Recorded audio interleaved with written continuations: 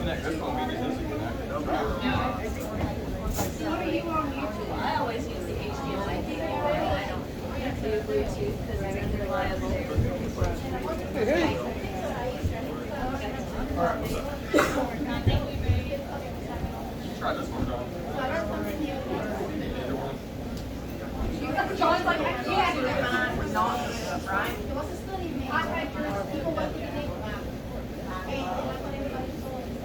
It's showing your background.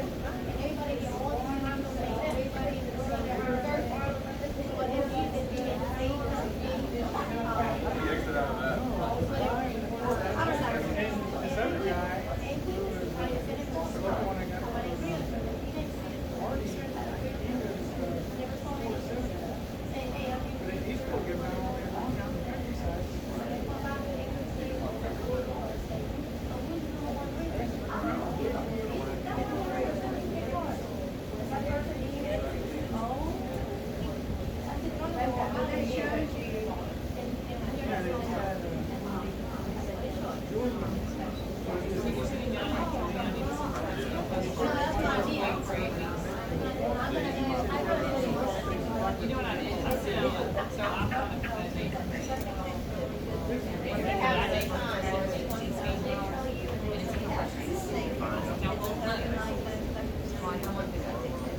Oh, there we go. Hey, who's that? Is that yours? Well, I said Okay. All right, there you go.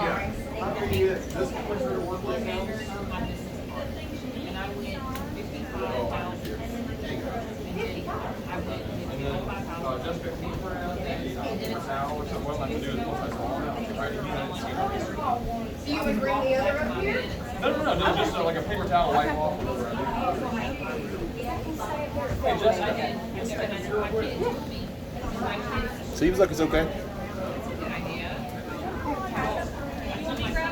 No, I got it.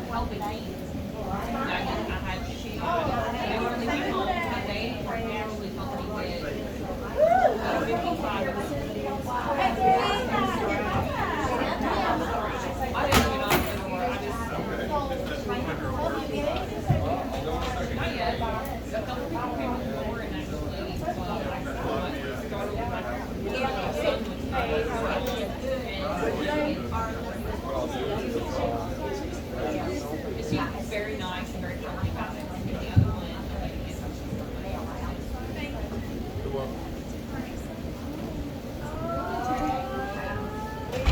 and she was real nice.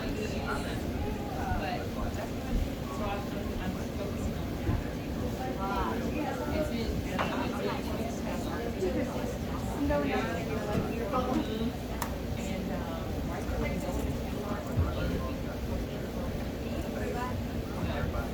It's I went down land. Can you open up your computer? I can't show me the here.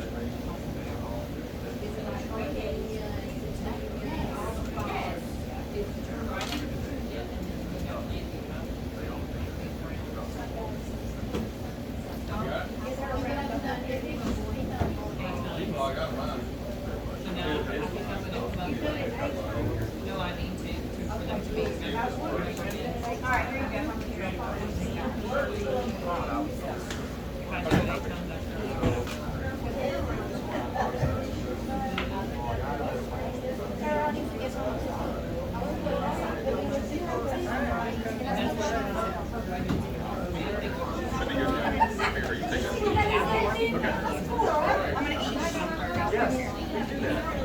Here's your paper towel. Okay, got it. I think we're good.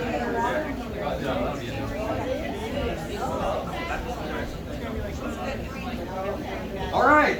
Good afternoon, Keller Williams, Southeast Alabama. We're ready to rock and roll. Hey, I wanted to start off and just take a moment and just, we wouldn't be here today if it wasn't for Susan Scott.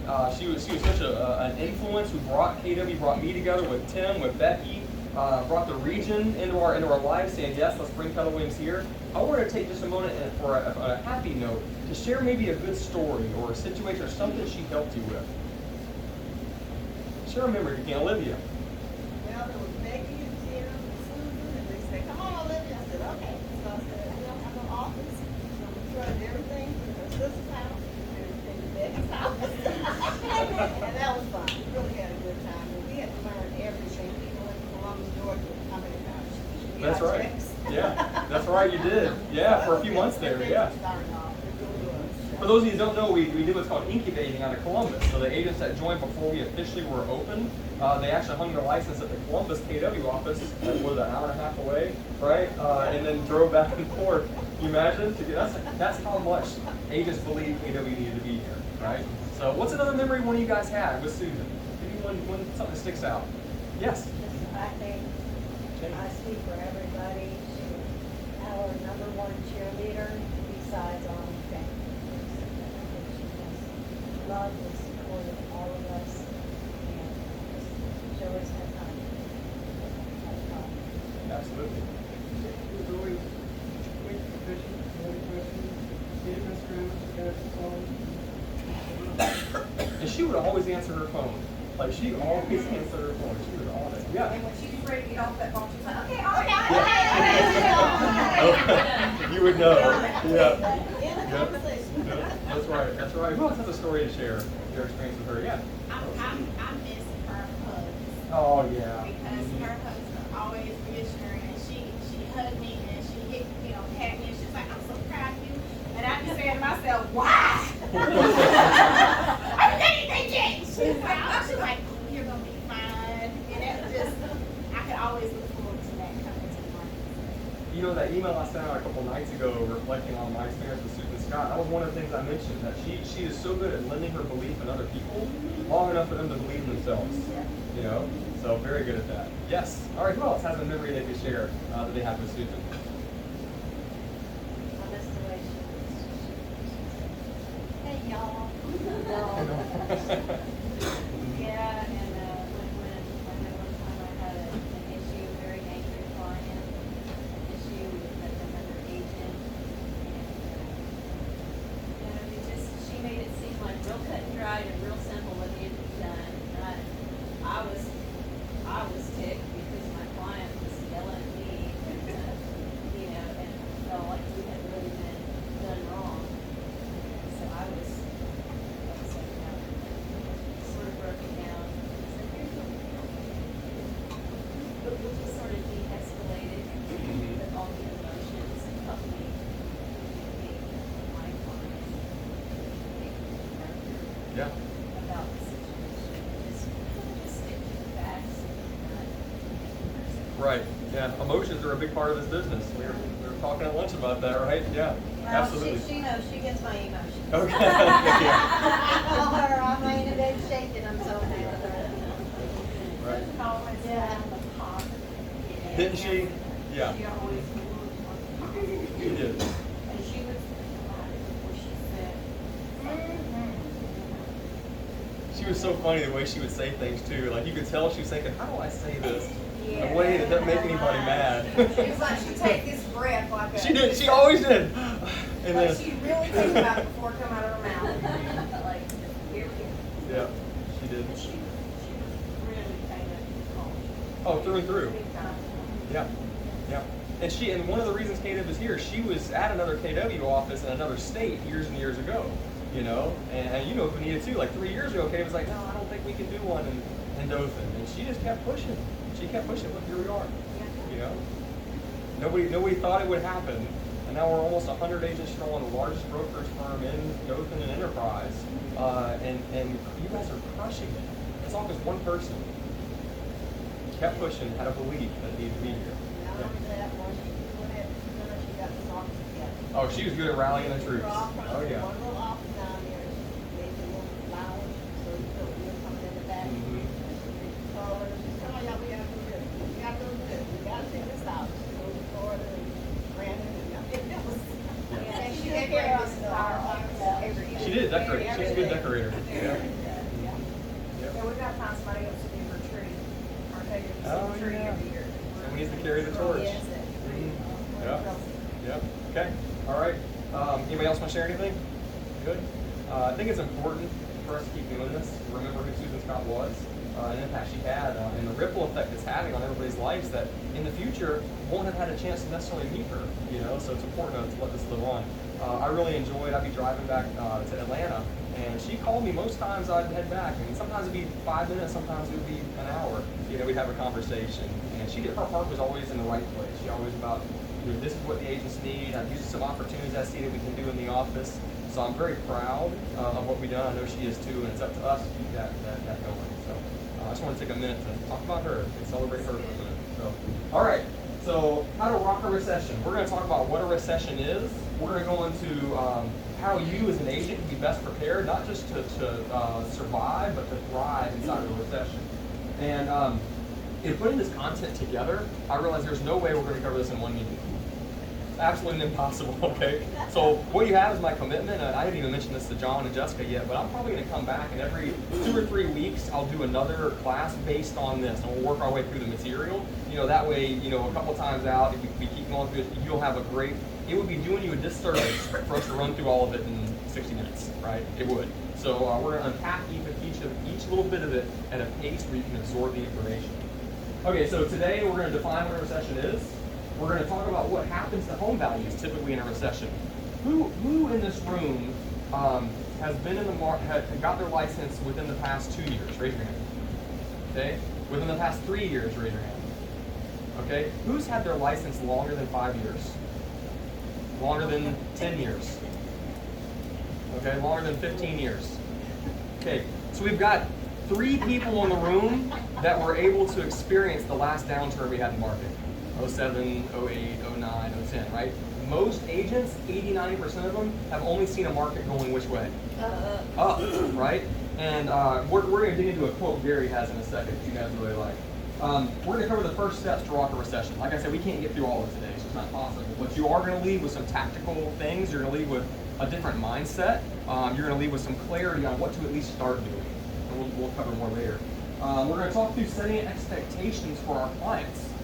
Because as this market changes, and I just want you, we'll go through what's happening here, and it's actually nothing to be afraid of. We've been in a market that shouldn't be here for a long time. It needs to level out. It needs to get back to more of a balanced market.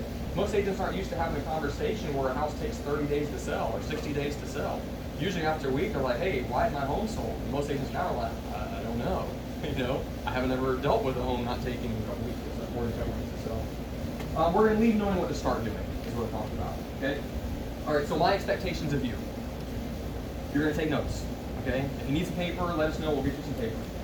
Or your digital device is fine too. You'll be engaged. This is a two-way thing. We're going to have a conversation, okay? I'm going to engage you guys. And why? Because how you show up here is how you show up everywhere. That's a bold one. It is. You heard it, right? Okay, you're going to share your ahas. When we get to the end of this, I'm going to ask you what you heard and what you're going to do about it, okay? Bob Valenti told me to take a piece of paper, put a line down the middle. On the left-hand side, write what you heard. On the right-hand side, write down what you're going to do about it. And every single time at the end of the class, you say, all right, what's on your paper? Okay, what are you going to do about it? You guys ready to get started? Yes. Yeah? Okay. All right. So first, let's talk about what a recession is. I shared some of this a couple weeks ago, and there's been some updated information that has come out since then. And so I wanted to talk about that with you guys today. Because a lot of people, they're going to be asking, your clients are going to be asking you, what's going on in the market right now? Should I buy or sell right now? Should I wait? What's going to happen to home prices? So we need to go and answer those questions. Okay, the most widely adopted definition, which came back in 1974, which became a common standard in the years, said that a recession is a period of temporary economic decline during which trade and industrial activity are reduced. This is the part you want to remember. A fall in GDP for 2 consecutive quarters. If somebody asks you what's a recession, it's usually defined by a fall in GDP for 2 consecutive quarters. Okay? Who knows what GDP is? Right. We'll talk about that in a second. Yep. Okay? So how long do recessions last? So this is the second thing that's important to know. Okay, so are we headed towards a recession? And how long will it last? What happens to home prices? How will that affect my moving situation, buying or selling? So the National Bureau of Economic Research, I think that's what that stands for, it says the average length of U.S. recessions is typically 11 months. Not 2 years, not 5 years. Remember what defines a recession is how many quarters of negative GDP?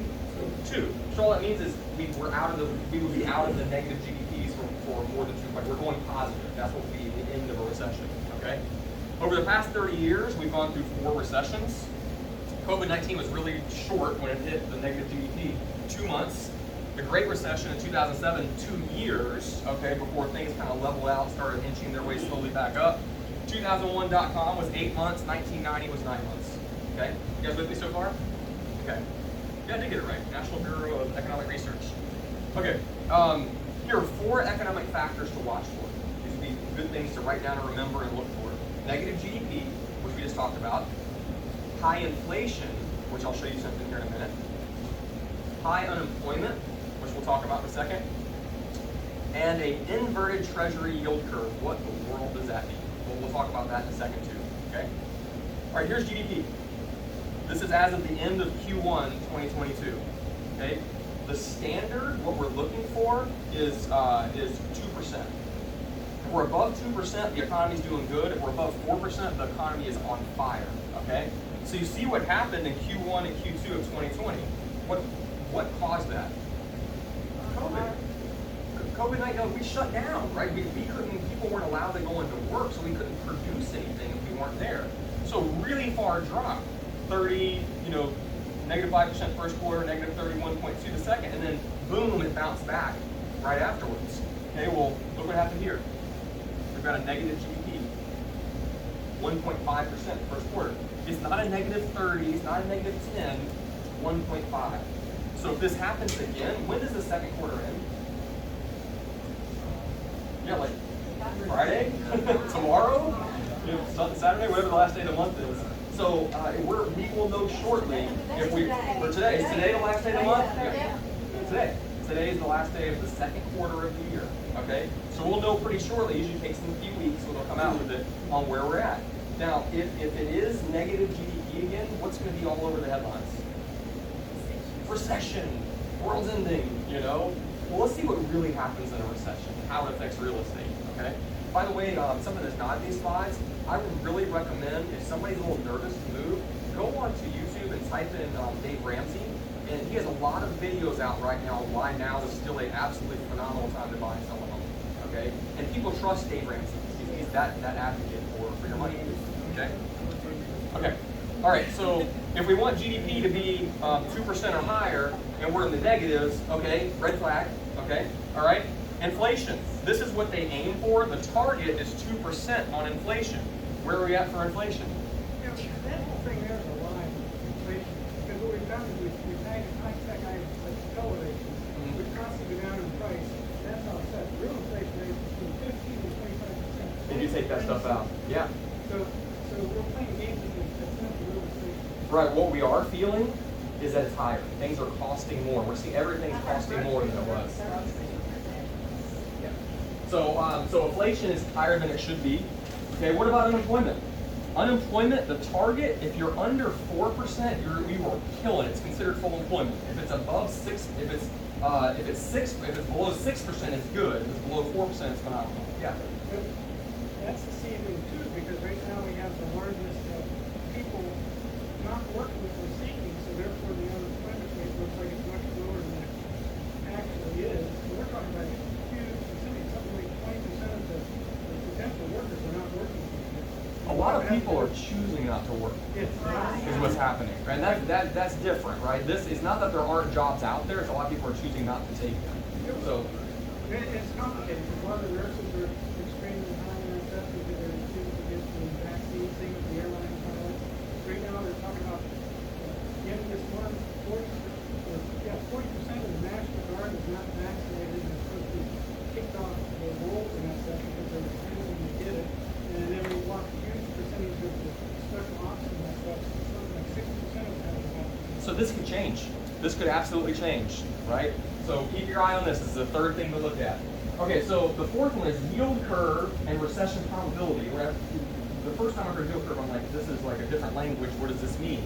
What they say is the Treasury yield curve has proven so far to be the best predictor of recessions. Is it bulletproof? No. There's no bulletproof. If we all knew, if anybody knew exactly what was going to happen, we wouldn't be sitting in this room right now, right?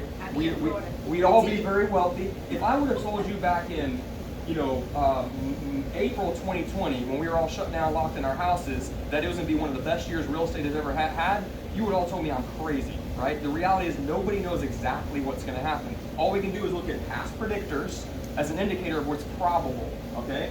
So Treasury yield curve has been one of those. What we look for is the 10-year Treasury yield curve to exceed the 3-month Treasury yield, typically over a full quarter. That's called the yield curve inversion, meaning they have more confidence in the long term than they do in the short term. That means they're worried something might happen in the very short term. So, all right, so let's take a look real quick. This is what's happened with the yield curves. So, recession, oil crisis, Nixon shock, December 1973, 16 months. When did the yield curve inversion start? June. When did the yield curve inversion end? September. Okay. 80s double dip. It happened twice. In 1980, the recession length was 6 months. It started in December of 78 and ended in 1980. Again, it was a recession started in 81. What happened before that? Well, in November of 1980, the inversion started. It ended in September. You see how it's a predictor. Every single one of these, this has happened shortly after it's labeled a recession. You guys follow that so far? Okay. Okay. So that makes us wonder: is our current yield curve inverted? What's going on? This is from Forbes. This was published. I'll send this out. You'll have a link you can click on later. This month. So it's very, very recent. It was a couple weeks ago. And the yield curve in the U.S. recently inverted. Normally, interest rates tend to increase as the majority of U.S. Treasury bond lengthens. However, shorter rates above long-term ones means the curve is inverted and can signal a future recession. So that absolutely could happen. However, there were a few considerations that may make the yield curve inversion, which is what's going on, that we've seen so far, less important than history suggests. Okay, what does this mean? Though the yield curve did invert recently, which happened, it may have been brief. At the time of writing, the yield curve is still pretty flat, but the 10-year yield is back above two-year yield now. So now purists are arguing that this signal has already been given. It's just necessary for an inversion to occur, not for it to persist to a recession. So honestly, what's going on? Even the economists don't know, right? They don't know. So we can often, Mark Twain had a quote. He said, I've had many troubles in my life, most of which never happened. Like, we let our mind go to the negative, worst case scenario, we worry ourselves sick about it, and then typically it's not as bad as we thought it would be. So let's go down this path for a second. What if somebody says, well, what if we do go into recession? Okay? So, oh, by the way, the New York Federal Reserve Recession Probability Index, they're only at 3.71% in April. That's the most recent reading. They don't do them as often as I'd like them to, or we don't get the data anyway. When it gets above 20% is when they're typically correct. We're not there yet. So what people are asking, if they're looking to buy or sell, is they're asking, what's going to happen to home prices? You know, are we going to see what happened in 2008, 9, 10 happen again with home prices? That's what they're really asking. What's going to happen? So take a look at this. First, why is this different than 07? Supply and demand. This is just simple economics.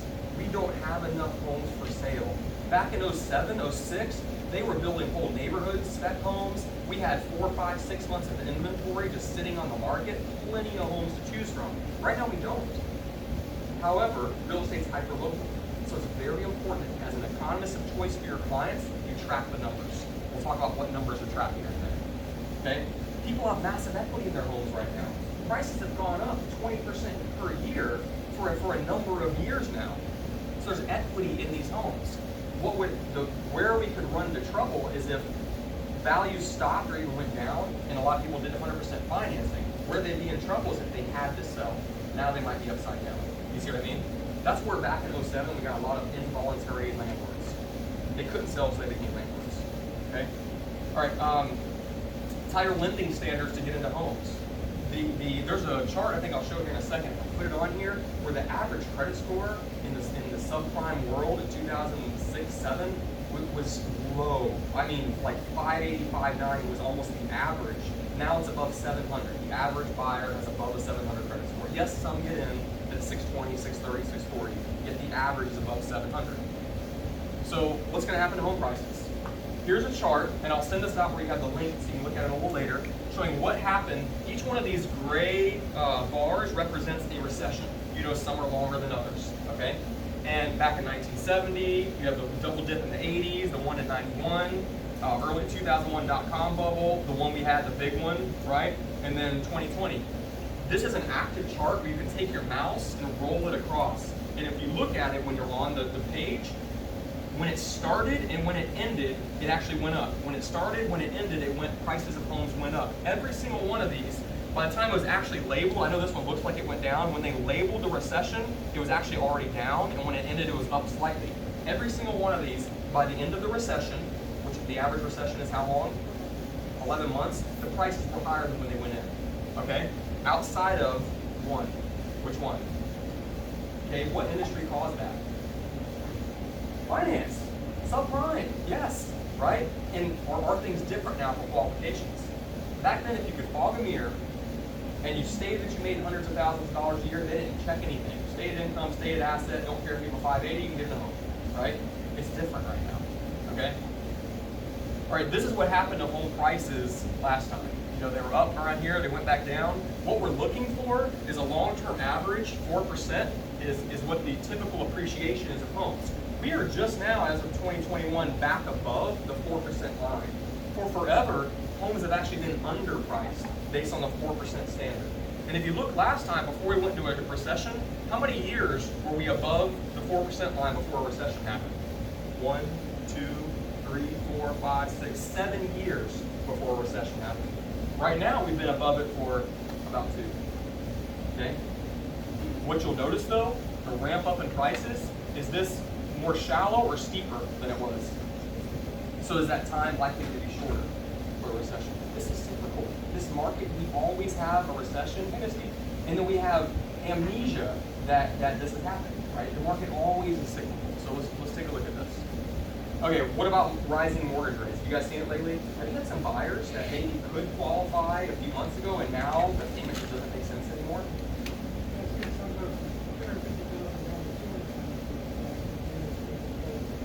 What's that? From 200 to 250? Yeah, a lot of people, they can't afford the $250,000 house anymore. They have to drop their price point. That's exactly right. Yep. So will people still be able to buy and sell homes? So if interest rates stay up around the 6% range, are people still going to be able to buy and sell homes?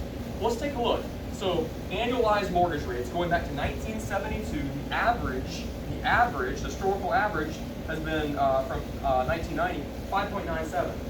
Okay. If you look at, and the average from 72 to 2021 was 7.81. Okay. This is where we ended the year, 2.96. Now we're back up around 6%. Take a look at this. So this is where we ended in June of this year, right? And right when we hit the beginning of June, it was an average of 5.78. So do people buy and sell homes at that? A lot of agents are worried, like nobody's gonna be buying homes anymore. We're gonna go into a recession, the interest rates are too high, you know, I'm gonna have to get out of the business, okay? Well, let's take a look for a second. On this next chart, I want you to tell me what years have an interest rate in the 60s. And I want you to also remember this chart on, oh, I don't have it, I'll show you in a second. Okay, go back. Okay, what years were there a lot of homes selling, outside of recent? Remember? Look at the millions of homes sold, where we had a spike, right? 02, 03, 04, 05, 06, right? We hit the highest number we've ever hit in 05, okay? What were interest rates in those years? 02, 6.54, 03, 5.83, 04, 5.84, 5.87, 6.41, 6.34. Where are we at right now? 6%. And this was more home sales than we had ever seen before. So despite the rates being in the 6s, just people still buy and sell homes. Absolutely. So that's not a fear. People have to move. People are going to have to make a move. Job transfers or whatever else, their family situation changes. You're going to need to find them motivated. That's the difference, is finding them motivated. People don't have to move, they may not. Find them motivated. Situations change. Okay. What did you notice in those graphs as it relates to home prices? Remember when we went back to that chart with the recessions? What happened? They always appreciate it. They went up. And most people, let's say there was a slight dip in prices, over the average 11 months, they went up, right? When people buy a home, are they looking to sell it 11 months later? Usually, no. How many years do most people stay in homes? Yeah, 5 to 10, right? Typically, 5 to 10. So it's okay even if they dip slightly, as long as they only would lose money if they chose to sell it when the prices were down. And prices may not go down. We'll show that in a second. Okay, what'd you notice about the number of sales when rates were above 6% or around 6%? They were high. People still bought some homes. Okay? How can you use this in the conversation with your clients? So now somebody says, you know, Arliss, I don't know if now makes sense to move. I think I'm going to wait. What did you say? I want you to do something for the lesson. Say, marry the house and make the rate. Marry the house and date the rate. Yeah. Okay, that makes perfect sense to me. Explain to somebody else in the room what that means. Means that when the interest rates start dipping down, then you can refinance. Right. And good news, I didn't put this in here. Every single time that the Fed has increased interest rates, and it's a ripple effect as interest rates and mortgages have gone up, after that happens, after things peak, the interest rates go back down. Right afterwards, they go back down. So marry the house means go ahead and make a move. Like, don't put your future on hold. Go ahead and make a move. If rates go down later, do a refinance. You know, you can date the rate. I mean, you can refinance later. Marry the house. It's a great analogy. Okay. Okay. All right. How long do they intend to stay in the home? Ask them that. Say, well, that's a great question. I understand your concern on wanting to make a move, but I'm curious, how long do you plan on staying in the home?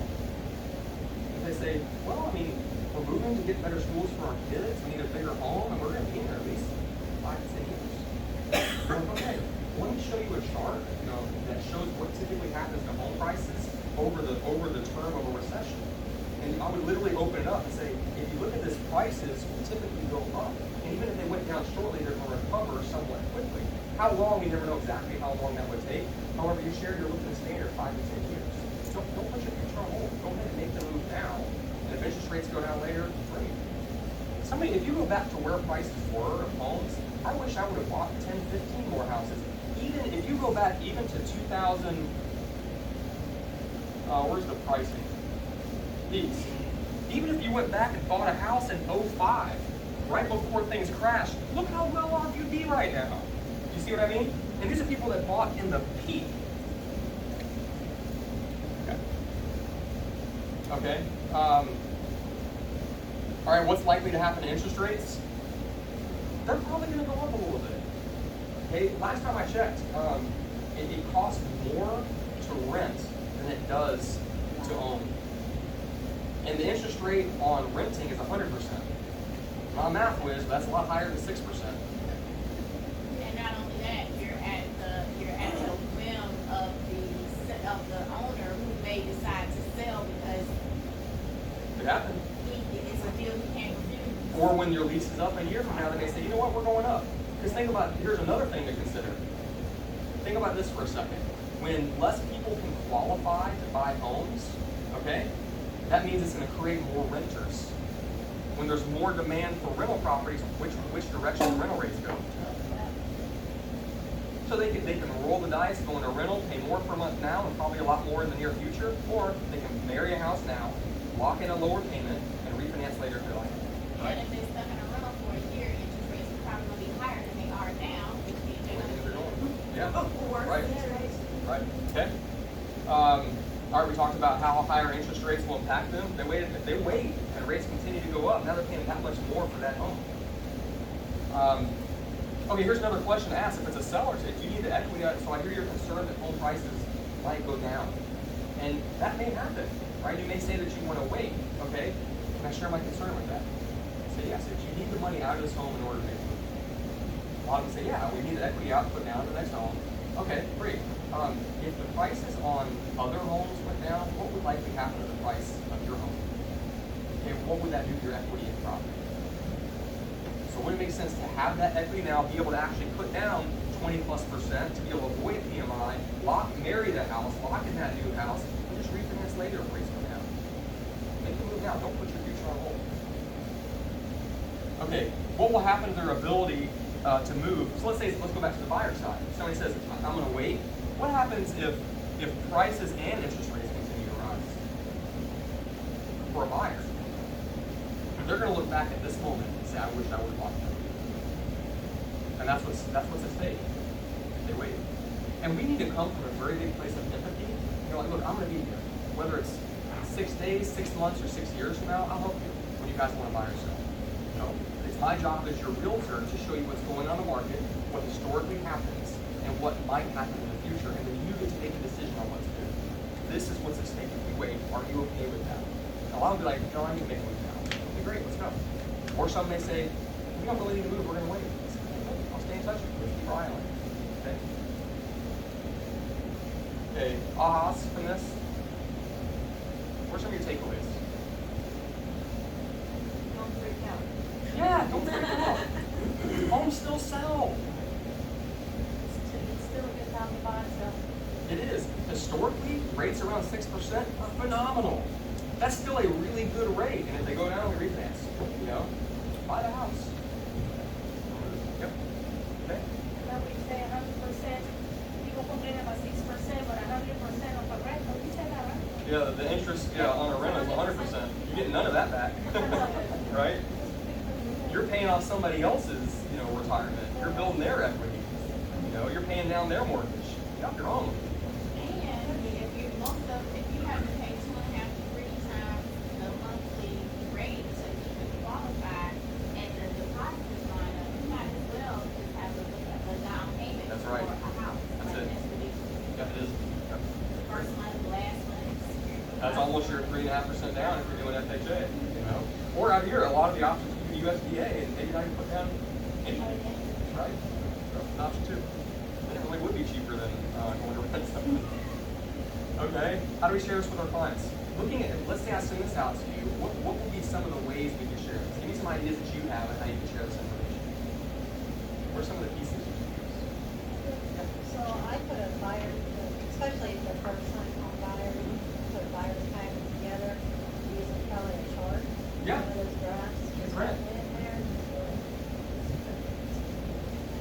Smart.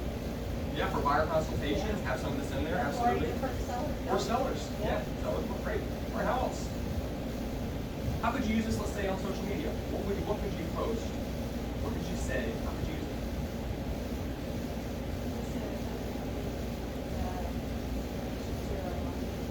Yeah. Right. Right. Yeah. Yeah. Yeah, you absolutely, they want us, they're looking for us for, there's no lack of information. What they're looking for us for is interpretation of what's going on. They can find the information, they lack the interpretation of it. See my quick post up says, a lot of people are concerned about what might happen to home prices. I've had a lot of clients asking about this. I came across an interesting chart the other day that shows the average of appreciation of homes during a recession. Here's the link, and it shows that link in there. Or you can say, what happens to home sales typically during a recession, and you can post that. Use some of these things we talk about in those communications. Okay, so there's a quote you'll hear me say almost every time that I have the pleasure to teach a class, and it's education without implementation is just entertainment. Okay, you guys aren't sitting here just to be entertained. You're coming here to find something, a nugget, something to put in place in your business to drive forward today. This was a picture I took sitting in a Keller Williams team meeting a couple weeks ago. This message is like this guy named Brian is an agent that his first year was Rookie of the Year in the entire Southeast region, and he made over $1 million last year, 4 years later. Okay, this was a text message where the team leader in this office set aside 2 minutes, and she said, "Everybody, take out your phones." And she said, "Let's send this text message out to a couple of our clients, just two people, not necessarily clients, but our database." And the text message said, "Happy Tuesday," because it was a Tuesday team meeting, right? So, for example, today would say, "Happy Thursday, checking in. I'm sure you've heard the chatter about the real estate market. Well, let me catch up." Right, okay? There's an agent named Susan Lombardo that was in that room, and Susan sent out a couple text messages. Now, this was actually, this was longer than a couple weeks ago.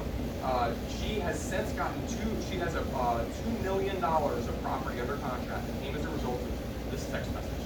Okay, and this was already a top producing agent in the office. She's like, "Okay, I'll try it." Send it out to a couple people. You've got $2 million of property under contract right now from this text. So what I'd like you to do is take out your phone. You didn't come here to be entertained, right? You didn't come here to have great notes and then find them a year later and never do anything with them. Send this text to somebody. Happy Thursday, checking in. I'm sure you've heard the chatter about the current real estate market. Well, let me catch up.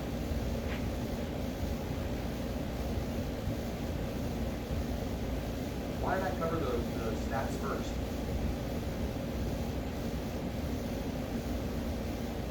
Now I have the knowledge. Yeah, you can answer their question, you know, when they say, what's going on? Happy Thursday, checking in. I'm sure you've heard the chatter about the real estate market, the current real estate market. Would love to catch up. It doesn't even matter if they respond or not. Just the fact that you reached out to them is comfort enough knowing if they do have a question, have somebody to call. And you're not pushing them to buy, sell, or invest in real estate, just touch base. Okay? Got it? Okay, how to rock a recession. This book, if you guys don't have it, absolutely go pick this up. And if you're going to be driving in the car, your car should be your mobile classroom. Listen to it as you're driving. Speed it up a little bit if you need to. You can put it on 1.25 or 1.5x so your mind doesn't wander. You know, it'll cause you to pay attention more. And listen, phenomenal book. MREA, Millionaire Real Estate Agent, it's not about the money, and the only reason they put million on there is so it catches people's attention. It is the foundational models of how to build a successful business. This digs into tactics, okay? So MREA is foundational, Shift is tactics, exactly what to do. So it said at the beginning, this book is dedicated to sales professionals everywhere who are committed to not just having a great day, month, or year, but to a great career. It's a great quote. He said, those who understand that the foundational skills demanded during the most difficult times will sustain their career through the hard times. Gary has a quote where he says, the market's the market, production's a choice. Here's what I can tell you. Back in, I got into business in 05. What happened in 07, 08, 09? Things went down, right? And you would think those would be some terrible years. Those are the best growth years of my life. I had more business than I could possibly handle. Why? Because I didn't know any better. I had been in the business long enough to have any bad habits, and I literally dug into everything in here, and just listened. I was learning things. It's hard to learn something if you think you already know everything. So we've got to stay learning things. So read this book and walk through what it says, and it will take you through succeeding in this market, no matter what happens. I'd rather be overly prepared, I'm sure you would too, for no matter what happens, and then pleasantly surprised if it doesn't go where it could go. You see what I mean? Okay. So who knows what a reticular activator is? Right? Yeah. Yes, you would. I know you would. Of course, you went to school for a lot of this. So, Yeah. Wendy, tell us what a reticular activator is. It's a part of your brain that helps us notice things that are important to us because we receive so much information, so many pieces of information we can't possibly process all of it. So our brain is able to sort through things and just notice the things that are important to us. Right. A good example of this might be you buy a new car, new to you or new off a lot, either way. All of a sudden you see that car everywhere. It wasn't that it wasn't there before. It's just your brain filters so much out, only focus on what's important to you. Now you bought this car, now it's important to you. You're like, well, I didn't see these all around before. Now you do, right? That's the reticular activator, right? Okay, how does this apply to our success in real estate? Yes, gold graduate, that is right, yes. So if our mind is constantly looking for reasons to say we can't succeed, real estate, what we're putting on our head is, oh, this market's going to be too hard. There's no way I'm going to do well. Guess what? You're going to find reasons to support, right? Yep, that's it. And what if you go into saying, you know what, this is a market of opportunity, and I'm not just going to cruise through this, I'm going to rock it. I'm going to find every opportunity to sharpen my skills, and I'm going to have a great career in real estate. Guess what? You're going to find evidence to support. We can find either one. What particular activator system, what part of that are we going to turn on for? What are we choosing for it to focus on? Okay? All right. So who are you? Are you someone who waits for success? Or are you someone that takes action to create it? Today we're going to start covering how to create it. Again, we can't get through everything. The first 100 pages of MREA, the first 100 pages of Shift, a lot of them are on one thing, mindset. Because if we don't think we're going to make it, we won't. We have to believe we can do it and then take action to get there. Okay? All right, so no challenge, no success. So in the beginning of Shift, he said if it was easy, everyone would do it. If it was easy, everyone would do it. If it takes more than just wanting or visualizing it. We can have the best plan and the best laid out, bulletproof business plan in the world. And if we don't execute it, we're just living a great life in our head, right? We have to actually execute what we're talking about. So I had you do an exercise a second ago. Do something. In real estate, he said success is possible for all, but only probable for those who take action. So it'd be important to take action. In life, we're either running towards something or we're running away from something. Either way, we're still running. What does that mean? You're putting out energy, you might as well put it in something positive that's gonna get you what you want. Yes, that's one great way to look at it. An analogy that people run faster away from pain than they do towards pleasure, right? So if someone's running away from pain, they don't want to have not enough money to pay the bills, right? They want to be able to sustain. They're running away from pain. Maybe they went through a tough time in their life. That will cause somebody to run, right? Run in a good way. I'm willing to run and do whatever I need to do, to make this happen. Same with running towards something. Hey, I want to build my retirement. I want to build my financial freedom. You'll also run towards that as well. There's an analogy that you guys might have heard before about each morning, a gazelle in Africa wakes up and hang on, let me see if I can say this right. Yeah, a gazelle has to outrun the slowest gazelle or it's going to be eaten by a lion. That's follow me so far? Right? That's the truth. It has to outrun the slowest, the average gazelle, or it will risk being eaten. Okay? Each morning, the lion wakes up, it has to outrun the slowest gazelle. Otherwise, it won't eat, it will starve and die. Either way, we're running. Whether we're the gazelle or the lion, we're running, right? We can't just sit here and put our heads in the sand and say, oh, I'm just gonna keep doing what I'm doing, right? Not gonna happen. We have to take action. Does that analogy make sense? All right. Okay, the next thing that was discussed was living in the middle. Most people live their lives in the middle. They're average, right? How do people get stuck being in the middle? What would this cause somebody to live an average life? Yeah, possibly, yeah. Comfortable. Comfortable is a great word to use. Yeah, to get comfortable with what you got. Yeah. Two good reasons. Yeah. Okay. By making decisions on what they want to do rather than what they should do. Both of those words, comfortable, lazy, tie back to that, right? They're deciding what they want to do rather than what they should do. So this is where it is. If this side is complete, and I took a picture of this of the book, so that's why it's not clear, right? But complete failures on one side, massive success is on the other. A lot of people, most people just live in the middle. They're average, right? And here's what happens in a shifted market. We want to live to the right of the middle. We want to be better than average, right? And somewhere towards massive success on your threshold of what you need. So let's take a look at this. The measure of your success in life is in direct proportion to what you're willing to do when you don't necessarily want to do it. What's the one thing above all else that agents should be doing every single day? Yes, lead generation. You guys can be the most polished, well-educated agent in all of the MLS.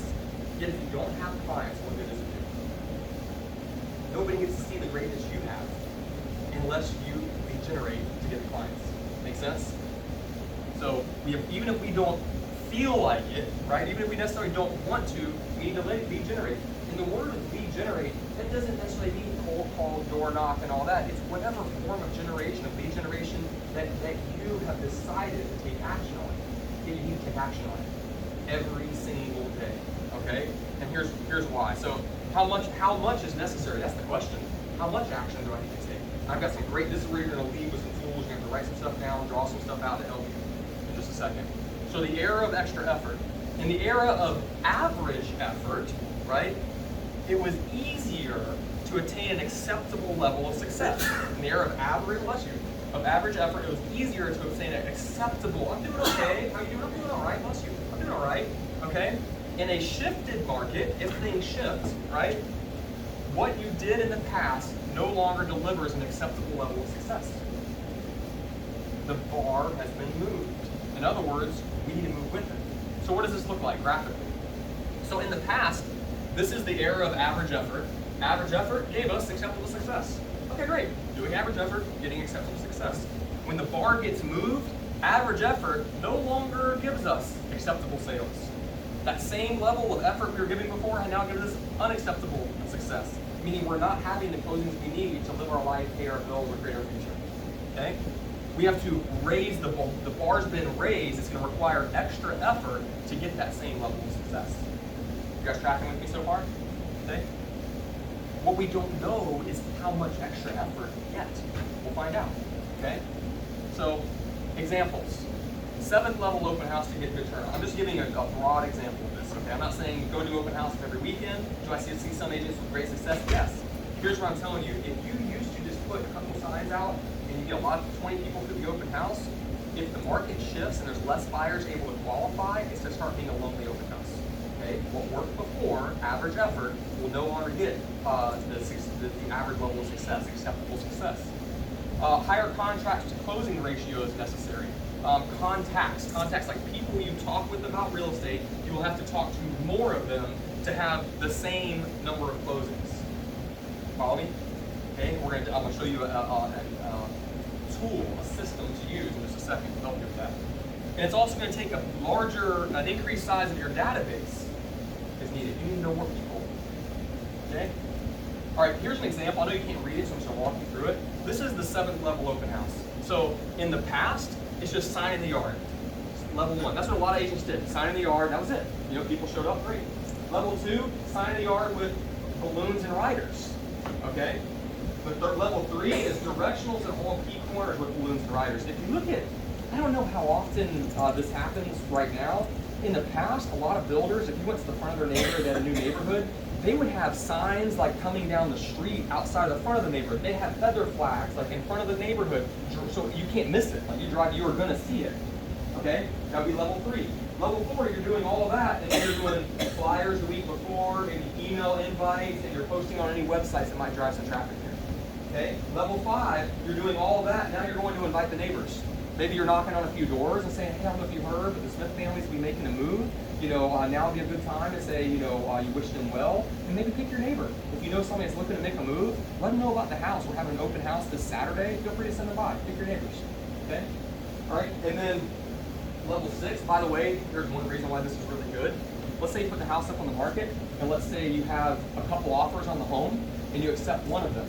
If you had 2 or 3 other offers, even if it was another agent that made those offers with their buyer, go back to these sellers, the same ones up and down the street, say, hey, good news, the Smith home just sold. You're going to meet the Jones family. They're moving in next week, and there's a problem. There were 2 other families that really wanted to live here. And I'm sure you guys are happy where you're at right now, but who on the street do you know that might be thinking about making a move? There's 2 other buyers that want to live here. Now, what you didn't say is those buyers have their own agent, but that's okay. Who would you represent in this transaction? The seller. You see what I mean? And now when they see you again, they're like, oh yeah, we met you a few weeks ago. You were so nice. Congrats on getting the home sold. Right? Okay. Level 6, everything with that. Now you're getting on the phone that morning to remind everyone. Okay? We can talk about how to get phone numbers and stuff later. Level 7, hold 4 other open houses in the same area in various price ranges. You might say, well, I don't have 5 listings right now. Okay, who does? Where could you find other listings that you might be able to hold open? Yeah, or other agents. It could be other agents here in KW. You could call around, right? You could call other agents and say, hey, let's have a mega open house. Let's just paint the whole area red with Keller Williams signs this weekend. And then at each open house, you say, hey, you have a little map that has all 4 houses. It has the addresses of all 4. Maybe you have, little snacks or whatever each one. Maybe if they go to all 4, they get entered into a drawing, for something. Get creative with it. But I'm just showing you an example of in the era when things have changed a little bit, it's going to require more effort. Will it require this much every single time? I have no idea. What we'll know is watch what kind of traffic you get, because this probably won't work anymore. You guys follow that? Okay. That's just one example of what that could look like. Okay. When the market reinvents itself, you must reinvent yourself. So what could you do right now to reinvent yourself? What are some skills that maybe you could learn? Technology, yep. Absolutely, yep. Let's play that path. If things did not go well and people were upside down playing the worst case scenario here, so I want to prepare for the worst and be happy with it when better things come. What's some other skills you might want to develop? If people were upside down in the home and had to sell. Getting short sale certified, okay. How about, let's say people just walked away from their home. Who gets those homes? Banks. So maybe you get real estate owned certified, become a bank owned specialist, right? Those are certifications you get as an agent. Wouldn't it be nice if, and this is me from experience, right? There was a bank I used to work out of Tennessee, and in the downturn of the market, they would hand me 4 or 5 listings a month, you know? There were empty houses that were foreclosed on. It's sad. They had them sitting there. They needed somebody to sell them. Why not you? Right? Why not you? How do you ease your way to the door? You can do things like PPO, broker prices opinions, where you're telling what it should sell for, and you earn the right to become that agent. It's been so long since banks have owned many properties, since we've had those foreclosures. There aren't many bank-owned agents out there. Like, your competition is really slim. So get prepared. So if something did happen, you can raise your hand. You can reach out to the banks that own these properties, and if you saw them get foreclosed on, say, I'm going to be your listing agent. What can I do to earn the right to be that agent? So, Well, I would say now, so many of them that I see now are going to auction.com or these other auction sites. And some of those sites say no brokerage fee. some of them do, yeah. So- And in working with a lot of those auction sites, a lot of buyers still want somebody to represent them. And what they'll do is they'll add that to the sales price. So think about it this way. Let's say it was a $150,000 property, right? And you're used to getting 3%, that's $4,500. How much, if they added $4,500 onto their loan amount, how much would their payment go up? $4,500. $10 a month, you know? Would it be worth it to them to have someone walk them through the process? Get creative with this. So here's another one. There's still a lot of these institutional buyers out there, and especially less people qualify to buy homes. These institutional buyers aren't going to go away. The ones that buy homes and rent them out. So you might want to find out, you know, if more people are going to be renting, that means they're going to be renting from a landlord. Find these people that are paying cash for homes. Look up in the MLS, see what were all the cash sales over the past few years, and go back and look at it and say, all right, well, let me ask you this: how well is the stock market doing right now? Not so great. Okay. So if somebody has a good bit of cash, they probably don't want any stock market right now. If they're to decide where to invest, you say, let me go get you a rental property. You know, you can get a great return on a rental property per month, and a house is always worth something. So that'd be another niche you could reinvent yourself, become an investor expert. Lots of different ways. Okay. What is mastery? Okay, I got a question for you guys. This is a fun question. Let's say you're going on a plane. Okay, you're hopping on a plane, traveling somewhere, and we're on a scale of 1 to 10. You're hopping on this plane. So imagine yourself walking on a plane. You look to the left when you get on, you see the pilot in there. On a scale of 1 to 10, where would you expect that pilot to be in regards to his or her mastery of flying a plane? 25. Right? You're putting your life in their hands, right? Okay. Let's say you're getting surgery done, right? And you're about to bring you in, wheel you in to get your surgery done. On a scale of 1 to 10, where would you expect that surgeon to be as it relates to their skills? 2,500, right? Definitely at least a 10. You know? Okay, so our clients are trusting us with the biggest financial investment of their entire lives. Where are you on a scale of 1 to 10 in regards to your mastery of your craft? And don't say it out loud, okay? Don't say it out loud. I want you to think for a second, write that number down, whatever it is for you. Okay, where are you in regards to mastery, massive mastery of real estate? So let's say you wrote down a 5. Okay? Ask yourself the question, what would it take to move to this 6? What do I need to do to this 6? We're not looking to go from a 5 to a 10. What is it just from 5 to 6? And once we get there, okay, what do I need to do now? What skills do I need to develop to go 6 to 7, 7 to 8? Okay? You guys follow that thought process? What are we mastering right now? What are you becoming the master of? Should be lead generation. Maybe it's your listing consultation. Maybe you're like, hey, I need to polish up on my listing consultation. Maybe it's on pricing a home. Maybe lately you've just been, for the past couple of years, just throwing numbers on houses because the market's going up, it doesn't really matter. Things may change. Things are leveling out now. Now you have to be a professional. How do you properly price the property? What classes can you take? Who can you shadow? Who can you practice with to get better at doing market analysis on properties? Okay. All right. The next thing discussed in the book was the 6 core competencies as a realtor. What are the 6 things every agent should be doing? These are the 6. The first one is lead generate, capture, and convert to appointments. So you're looking to get appointments. Okay. You do that by lead generating, capturing, converting to appointments. The second one is present to buyers and sellers and get agreements signed. Buy brokerage agreement, listing agreement. This is our job. This is our job description. Okay. The third one, show buyers and market sellers. Market the sellers' properties. Show buyers homes and market the sellers' properties. The fourth one is write and negotiate contracts. And going back to what you're the master of, maybe you feel a little weak in mastery of contracts and negotiations, or writing a solid contract. Okay, what contract classes do you need to come to? Who do you need to sit down with to learn? Better learn to be a master. You are protecting them in the biggest financial investment of their life. How good of a job are you doing writing contracts and negotiating? Okay? Once they're under contract, coordinating to a closing. And the sixth one is managing your money. Every single dollar, especially in a shifting market, you need to hold accountable. And the thing that, like, a pet peeve of mine is, oh, I got my money back. Like, that's a 0% return. That's a terrible investment, right? You should be expecting a lot more than just get your money back. It should be a minimum of a 4 times return. You put $1 in, you get 4 back. You put 1,000 in, you get 4,000 back. Manage your money. And there's a model for all of these. So, a model business. What are the 4 fundamental models of the millionaire real estate agent? You guys know? Oh, you got one of them? Yes. Economics, one of them. I'll help you a little bit. What body part am I pointing at? What body part is this? My elbow, right? Okay. So take off the W, we have 4 letters. What's the E? Economic model. Okay. What's the L? Close. Close. Nope. Lead gen model. Yes, who said that? Way to go, John. Proud of you, buddy. So economic, lead gen, okay. What's the B?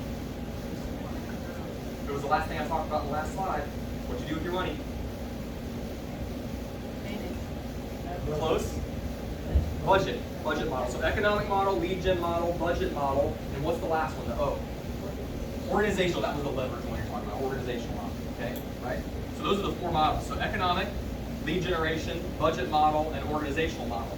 Okay, what do each of these tell us? Here's what they tell us. Economic model tells us if we want X amount of sales, let's say 36 sales in the year, I'm just making up a number. If we want 36 sales in the year, how many appointments do we need in order to hit 36 sales? That's what it ultimately tells us, okay? What does the lead generation model tell us? It tells us what does our database need to look like in order for us to get the appointments needed in the economic model, okay? So this tells us appointments needed. This tells us what our database needs to look like, mets and haven't mets, in order to hit that. Budget model says, all right, now that we have generated the leads, what do we spend our money on? We start having closings, where does that money go? How do we be smart with our money? And then organizational model, how many people, what people do I need in my world to hit my goal? Could one agent do 24 sales a year? Could they do 36? Could they do 48? Could they do 100? Could they do 150? How about 300? At a certain point, your mind was like, nope, no way, right? So at some point in your life, you're gonna need help. And that help doesn't necessarily mean building a team. You can, right? It might be finding showing agents. Maybe a brand new agent in the office, you have show some properties for you. You're still writing the contract, right? It could be a closing coordinator. You're outsourcing all the paperwork shuffling. You see what I mean? There's steps in between that. It's like, what does my world need to look like in my organizational model in order to hit the goals that I have in my economic model? Does that make sense? And there's a model for every single one of these. You're the company that wrote them. And it's not something they made up. They interviewed top agents across the country and found out what works best. Okay? All right. So I want to show you guys examples of these models. So this is where we'll actually take away some other great stuff to help you. So I want each of you to take your piece of paper, and if you're writing notes in your phone, that's fine too. You just won't be able to do the triangle that I'm going to do. Let's say that your goal is, give me a couple goals. And this isn't a competition. I don't need one person saying, I want 12, the next one says 15, the next one says 50, right? But get, on 3, I want you to tell me out loud, I'll say 1, 2, 3, go, right? How many sales you want in the next 12 months? 1, 2, 3. Okay. I heard 24, I heard 36. 36 is jumping out my mind, so I'm going to go with that number. 36 sales. So I want you to draw this. Draw this for you. And don't put 36, put your number here. Okay, put your number here, whatever this is. If it's 36 sales, great. If it's 24, put 24 here. If it's 100, put 100 there. Okay? All right? Now what I want you to do is put 3 lines on each side like this. Okay? And this one is going to stand for listings pardon my handwriting, listings sold, and this side is buyers sold, okay? Now, keep in mind, a lot of the people that you work with will want you to help them on the buy-in. If you're listing their house, they'll say, hey, well, we need to buy something bigger, you know, can you help us on the buy-in? Okay, so my question is, how many of those, your number, whatever you have at the top, how many of them do you want to be listings? How many do you want to be buyers? How do you want to split that up? Is it 50-50? Are you more listing heavy? Are you more buying heavy? Ideal world, don't worry about the how, okay? I just want you to write down what this is going to be. We're going to build a plan for it, okay? For the sake of this exercise, let's just say we're splitting them down the middle. We want 18 listings, 18 buyers. Fair enough? Okay? So does everybody have this written out so far? And these are your numbers. So if you had 24 here, if you're going to do 50-50, be 12 and 12. If you wanted to be more heavy on buyers, it might be, on sellers rather, it might be 18 and 6. Put your numbers there, okay? All right, the next one that I want you to write down, and before you say 100%, I want you to pause for a second. It is taken to sold. So listings taken to listings sold, and buyers taken to sold. What does that mean? You take a listing, what percent of them end up selling? Now, in your mind, you're probably saying, oh, 100%. If you say 100%, then you haven't taken enough listings yet. Okay, let me give you an example. Let's say you meet with a seller, and this is me speaking unfiltered. Their house smells like cat pee in their hoarders. Okay, but you can't even hardly walk through the house. Their cats are going to the bathroom all over the house. Now you are very tactful on helping them get their home ready for the market.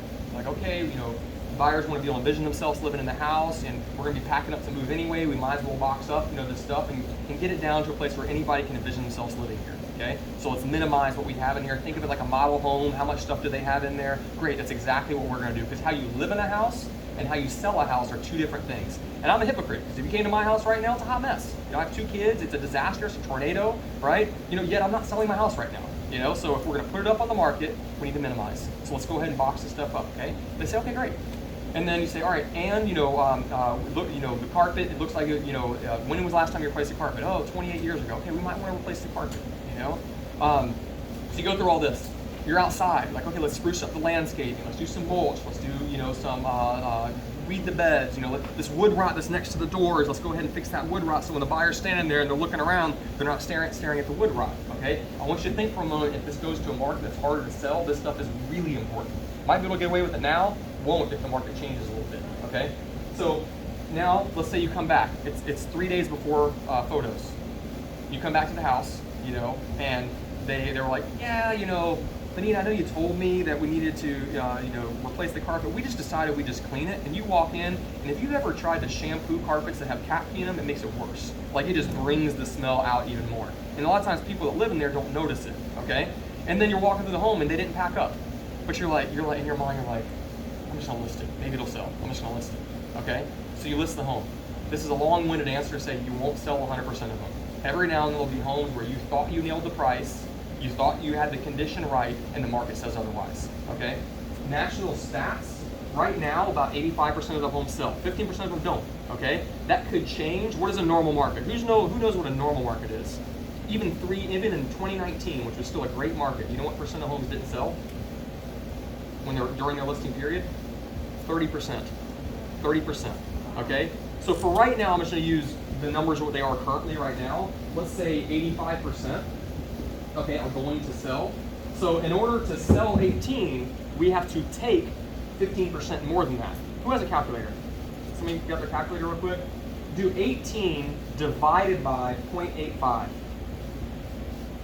18 divided by it'll be a larger number than 18. And you can't sell 0.3 of a house or whatever it is, so round up. 22. Guys, this exercise is so important. It is imperative that you do this exercise. The economic model, the leadership model. So in order to take, if we take 22 listings, we're going to sell 18 of them. You guys with me so far? Okay. All right. The next number down is listing appointments to sign contracts. So appointments to take it. Okay? So you may go on a listing appointment. You may not want the listing. What will be a few reasons you may not want the listing? Price. It's priced too high. The sellers aren't really all that motivated, and they're not willing to price it where it needs to be priced. And why would you have the frustration week after week of spending your time and energy on a home that ain't gonna sell because it's priced too high. Okay, price, what else? What would be another one? Great example. I don't have to sell. I don't have to sell, they're not motivated, right? Absolutely, what else? Commission. They may say, well, I'm not paying that.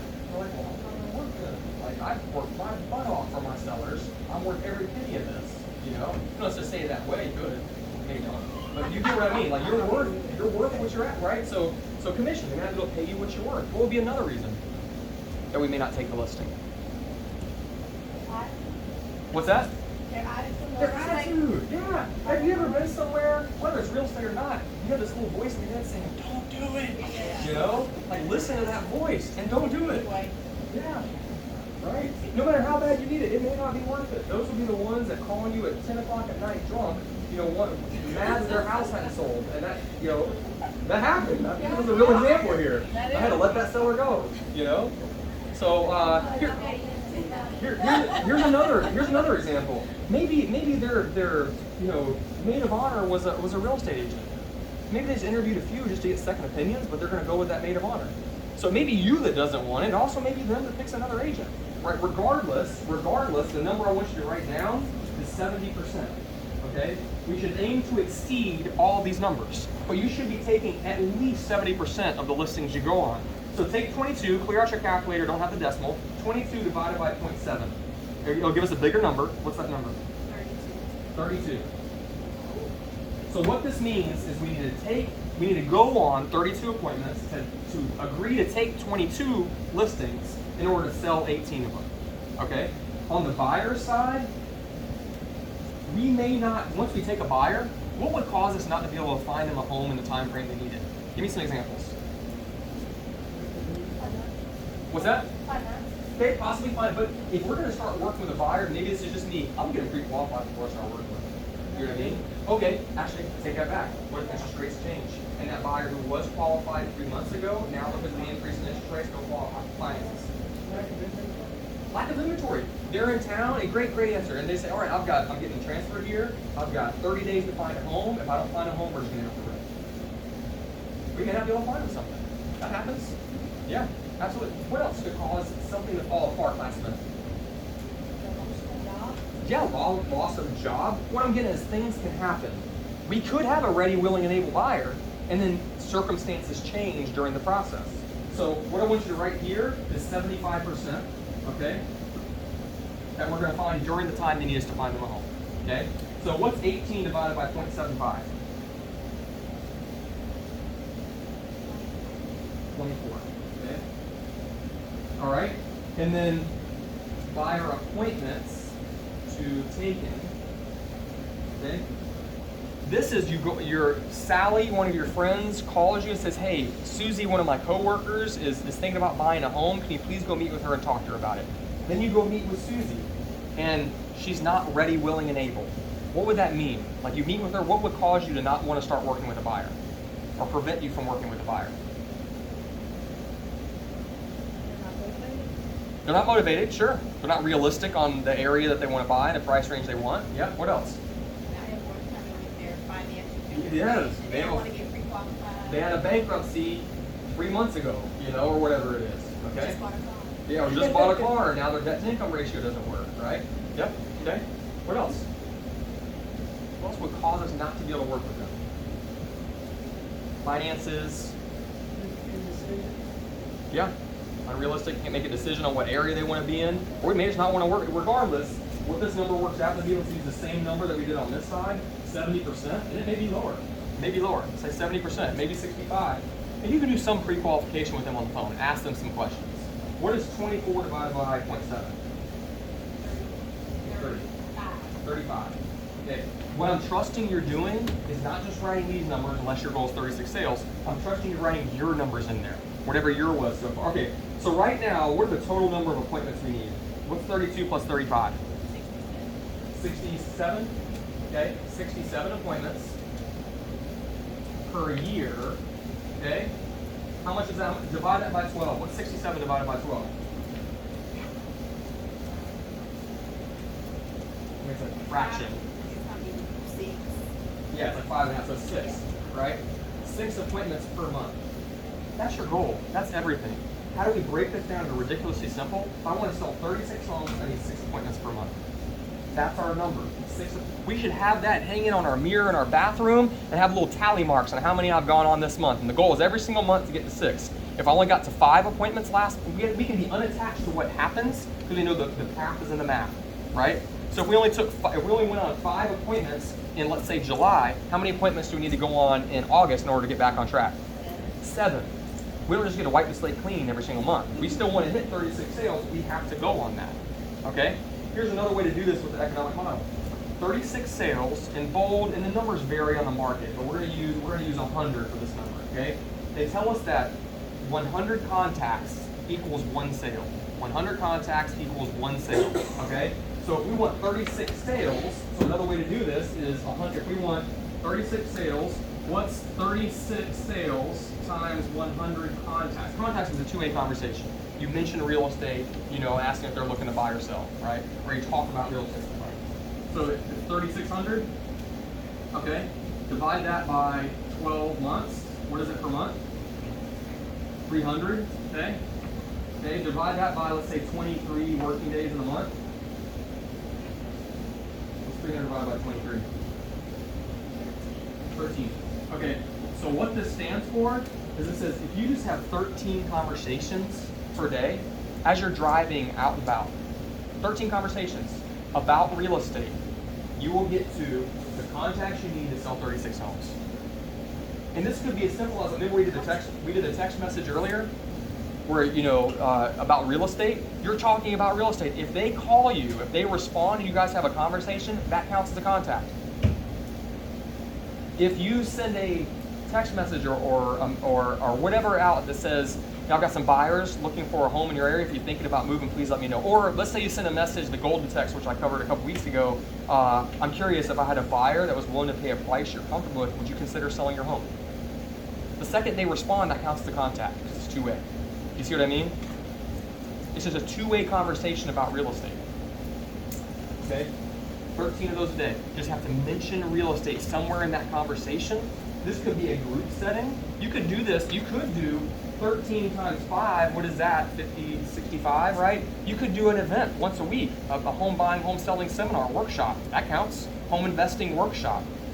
One of the things we talked about earlier, like what's something you can work towards mastering, a new skill you need to develop. Maybe if you say, I want to tap into the investor market, maybe you want a workshop once a month. How to become a real estate investor. How to get better returns from houses than you are in the stock market. I'm just picking a random topic, but that would be an example of something you could do. Okay?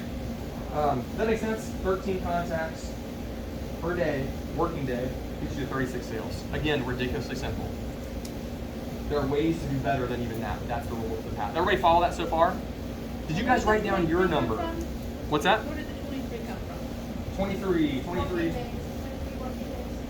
working days in the month. Yeah, there's 31 days in the month, ish. Take out some weekends, because you guys all take off weekends, right? There's only four more working days till Monday. Isn't that great news? Yeah, there you go. Yeah, right. So, all right, does everybody follow how we got there? What does your economic number tell you? Look at your piece of paper. Education without implementation is just entertainment. How many appointments do you need per month? What's your number? 4. It's 1 a week. Where am I going to find my appointment this week? 4 appointments per week. That's it. All right. We didn't dig into where to get those, right? We will, but where to get those? All right. Another number. What's another number? What did you guys come up with? It's either you 7. 7 appointments per month. That's a little more than 1 a week. Seems reasonable. It does, right? Yep. Okay. Who else? Who has the number? Don't be a vacationer in a class. Be a professional. Write it down. Create yours. And it's either you didn't write it down or you don't want to say it. Either way, right? It's up to you. Just if you haven't done this exercise yet, go back and do it. Does everybody understand how to do that exercise? Okay? So if you haven't done it, go back and do it. That way you know what your number is. Focus on it. Okay. Here is the other side of this. If you need 36 sales in a year, what % of those sales would you want to come from your database? Anything is possible. Don't worry about it right now. Just on how to do it, what percent of those sales would you like to come to your database? What would be a number? 100 of them, yeah, right? I'll tell you this, you know, for the longest time, I didn't have a big database. 150 people was what I focused on, just, pouring into them, surprising, delighting them, doing things special for them, right? And every single year I received over 150 warm referrals. I didn't have to do anything else for a while, right? However, if you want to get bigger, right, you do have to add a couple other streams of business, but the majority of it came, so you could get, 100 sales a year or more from your database. That could absolutely happen. 100% that could happen. Let's just say 80%. I'd like to have 75%. I'd like to have 3/4 of my business from referrals. Okay? If your goal was 30, take your number, write down your number, whatever your number is, 24, 12, 50, 100, whatever it is. Write down your number, your sales goal, times the percent that you want to come from Sphere, from nets. People you've met. Okay? And let's say that number is 75%. What's 75% of 36? What's 36 times 0.75? 26? 27. 27, okay? All right. In MRA, it teaches us that with a proper 36 touch plan, and this is where you're loving on people, you're not calling them 36 times, okay? It's not what that is. Another class, we can dig into what those touches should look like, right? For the proper 36 touch plan, the ratio is 12:2, which is essentially 6:1, okay? What does that mean? It means for every 6 people in your database, you should get at least 1 transaction, okay? So what is the 27 sales we want times the 6:1 ratio? Times 6. What's 27 times 6? 162. Correct? Yeah. Okay.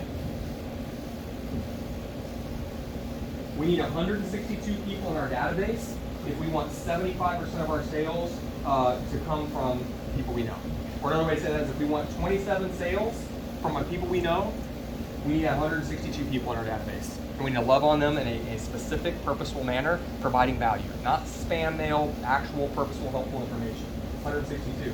So an exercise that I won't do today that I've done in the past is when you get home, take out your phone, go to your contacts, scroll to the bottom. See how many people, what number that says you have in your phone right now. Take out other agents, take out people that don't live here, and it's going to be probably in the hundreds, if not higher, right? If you have hundreds of people in your phone right now, that leaves you hundreds of people that could either do business with you or introduce you to somebody that could. Your business, I guarantee in your phone right now, unless you're brand new to this area, you have what you need in your phone right now, if you just loved on them the right way, okay? All right, so the other, so this is Nets.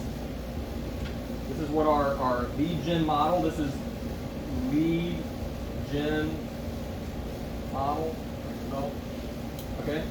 These are Nets and these are our haven't Nets. How many sales do we need from that? 9, right? So 9 sales. You have to know more people that you don't, if you're gonna get 9 sales, it's not gonna work with the same 6:1 ratio.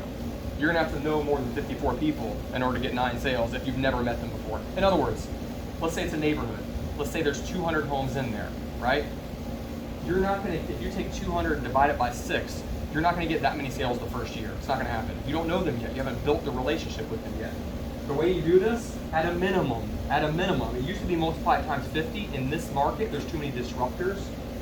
Multiply this time. Well, you know what? We'll use 50 for now because there are some effective ways to do this. What is 9 times 50? 450. So our haven't met database, the people we haven't met yet, we need to have 450 to get the remaining 9 sales that we need. Okay? How will we get 450? I use the example of farming. One neighborhood probably wouldn't do it unless it's Highland Oaks, right? That one probably has 400 something homes in it. I don't know. How many are in there? Yeah. You might have to pick 2 or 3 neighborhoods is what I'm getting at. Okay? But let's say it's not just farming. Maybe you also want to do some online lead generation. So what would haven't nets look like? It could be farming, a neighborhood. It could be online leads. You know, there's lots of different ways, and there's a different class for that, right? That we dig into. But how will we get that size database?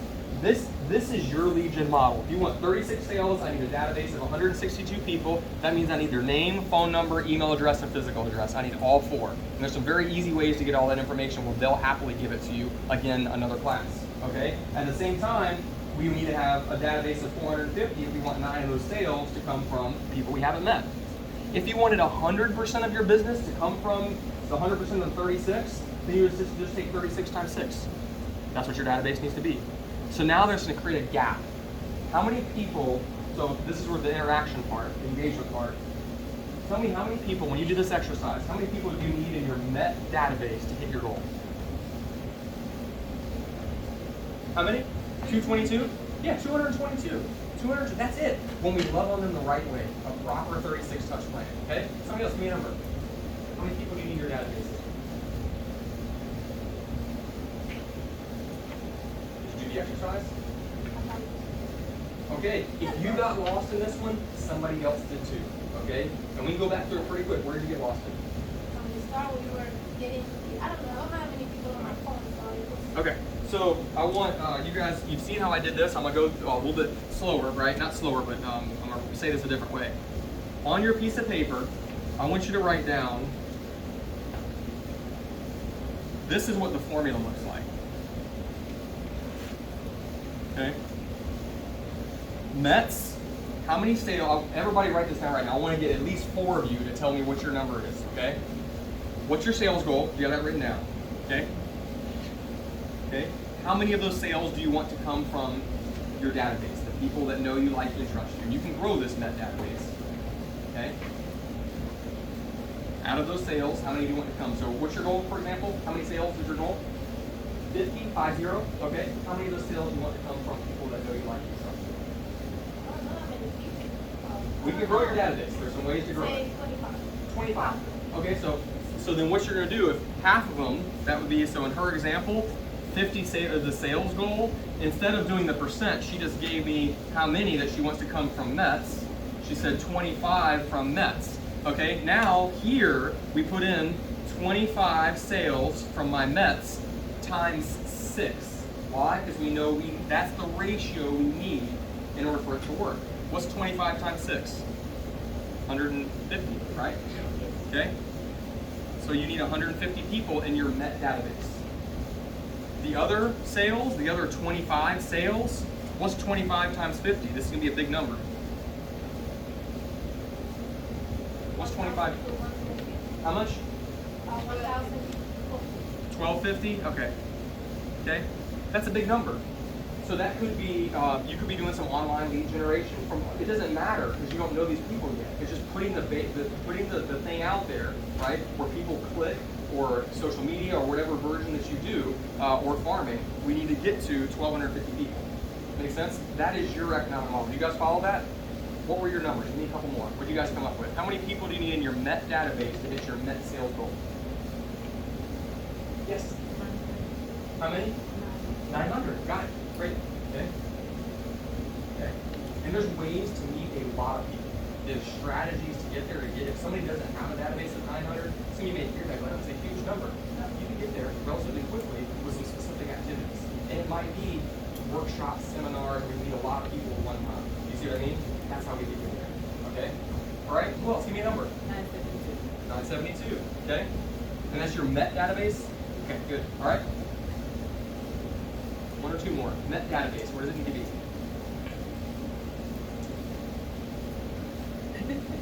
It's okay, say it. Yeah. Is anybody else still lost, or do you guys understand how to do it? If you're still lost, raise your hand. You guys got it? Okay. All right. Okay. I'm not going to do the budget model or the organizational model. I just want to show you those two. It is imperative you have those two down. It's hard to hit a target when we don't know what we're aiming for. Now we know what we're aiming for. Very helpful. Manageable. Okay, And when paradigm you shift. break it down, the numbers are so big that people, I know for me, I'm like, there's no way I can plan them up, get it up to the computer. But when you break it down, Jess and I sat down and we did my goals, well, Okay. But it turned out, really, if I can go on one appointment a week, I will meet my goal for the year. There you go. One. And like, I left and I'm like, oh, that's it, one, okay. How many games have been turned around halftime in locker room? Where are we at right now? Literally, we're at halftime. Tomorrow, it's at literally halftime. You know, we're in the locker room, right, Coach? That's it. So, okay. All right, the next topic they talked about was drive-through to breakthrough, and he gave a couple examples of what this looks like. It's setting goals that will carry you through your desired outcome. It's thinking a little bigger than what your actual goal is, because if we just build activities around the actual goal, where do we get off a little bit? 1 month or 1 week, and we don't make it back up, and we don't hit our goals. You see what I mean? So you set goals a little higher. The analogy that was used in MREA was he talked about a kid that was protecting the sheep at night, and there was a wolf that was coming in that was taking the sheep at night. And his dad showed him how to shoot a gun. They went out there and he said, son, at night you want to aim a little bit higher than you really need to in order to hit your target, you know? And when he did that, he aimed a little higher and he hit his target, right? Got the wolf so it stopped killing the sheep. A couple examples that were in Shift, he said, golf instructors, they imagine a point just in front of the ball. I'm not a golfer, I would love to say I'm a golfer, I'm not, you know, but I get the analogy here. Imagine a point just in front of the ball so you drive through with the club. Make sense? This next one's kind of more of a graphic example, but I get it. If you guys are familiar with karate and sports like that, right? So karate, they say, when you're hitting, don't aim for the nose, aim for the back of the head, okay? Why would they say that? Because you want you're the strongest, you want to go through your target, right? You don't want to stop at the nose, you want to go through your target. So that's the example they gave in the sheep and wolf story, which I shared. In other words, aim a little bit higher. Let's say you needed 7 appointments per month to hit your goals, make it 8, right? Round up just a little bit where you still believe in the number, okay? And then focus, sometimes you have to go small in order to go big. Small not meaning in your mindset, meaning once you set that goal, break it down to the small part, meaning I need to make 10 contacts today, you know, or 12 contacts, 12 two-way conversations, or I need to have 8 appointments this month, okay? All right, setting client expectations, okay? This is one of the most important things that we can possibly do in a changing market. I was talking with John and Jessica earlier this week. What were some of the things I said we need to start tracking? Putting you on the spot. Days on the market,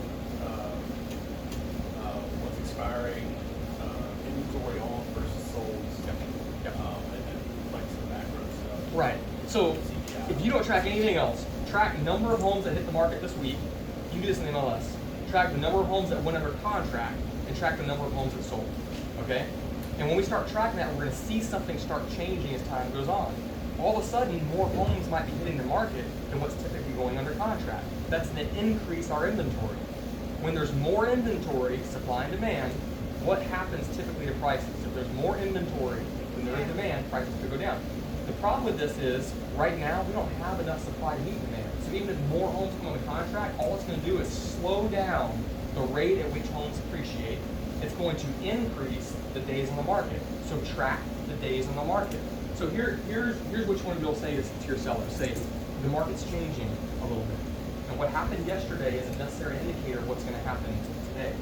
And right now, if you look over the past 30, 60 days, typically a home goes under contract within, and you need to know this number, right? Let's say it's 8 days, okay? And the homes, if it doesn't go under contract after 8 days, they typically have to make a price adjustment to get it sold, okay? So what we're gonna do is I'm gonna be in contact with you, I'm gonna give you feedback. And let's say we get to 14 days, and we don't have it under contract, that's almost double the amount of time that it typically takes. What is that telling us about the market? Something's changed, right? If we have 10 people that come to this house, this is another good rule of thumb to write down. If we have 10 people and no showings, then it's time to make a price adjustment. And what is that price adjustment? Your market dictates it. In other words, what you would do when there's 10 people and no offers, 10 people and no offers, price needs to be adjusted. And a lot of people say, okay, well, let's just go down $1,000. Okay, that probably won't do it. And here's how you find out what that number needs to be. There's something called a sales price to list price ratio. So we're like, what was it listed at versus what it ultimately sold at? Okay? And what you need to do is go in your MLS and say, of the homes that sold that didn't have to take a price reduction, what percent they have to sales price to list price to sales price ratio? What do they reduce? It's typically about 5 or 6%. So what's 6% of $200,000? $12 grand, right? Because if it was $100,000 and it was 6%, it'd be $6 grand. So if it's $200,000, it'd be double that, 12 grand. So in other words, it's a $200,000 property and it's been on the market for let's say 30 days. a $1,000 adjustment ain't gonna get it sold. I don't know that I would necessarily, a seller may not want to jump to 12 immediately, but you can say the market, based on what's happened, is saying we probably need to adjust 10 to 12. Let's take this in 2 steps. Let's adjust it 6 today, and let's give it another 15 days, and let's make another adjustment if we're not under contract. Because it's not the agent, it's not the seller that determines the price, it's the market. And this is what the market's telling us. Does that make sense? So setting expectations with our clients up front. If we don't do this, they're gonna be calling you all the time saying, why am I always home sold? What are you doing for me this week to get this home sold? And again, it's not you, it's the market. One other thing to write down is your goal as an agent is to keep these clients happy long enough to get the home sold. Keep your clients happy long enough to get the home sold. A lot of sellers are like, hey, are you an agent caravan? Like, okay, 20 years ago, when all the listings were in a book, and the books came out every 2 weeks, all the agents did that because the homes hadn't hit the book yet. The agents wanted to know what homes there were. Well, there's this new thing that came out called the internet, right? And everybody and their mom has in their pocket every listing that's live. Yet so many agents held on to the agent caravan. I'm not bashing agent caravan. What I am saying is that that buyer already knows about that property. They're on Zillow, they see it, right? The agent should already know about it. If they're going on a caravan, they want to socialize with their friends, right? It's not going to sell them. It did 20 years ago when the books were out, not right now today. So, but we need to keep, we need to keep all the gold graduates who 8 times gold.